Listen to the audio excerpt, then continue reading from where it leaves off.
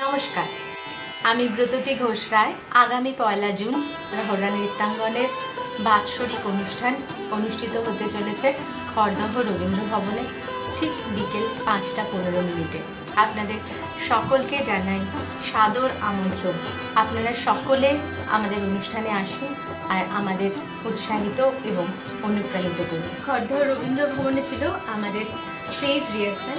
1 June Khardah Rabindra ভবনে যে বাৎসরিক অনুষ্ঠান রহরা নৃত্যাঙ্গনে হতে চলেছে তারই স্টেজ রিহার্সালের কিছু ফটো এবং কিছু ভিডিও আপনাদের সাথে আমি একটু ভাগ করে দেব। ধন্যবাদ।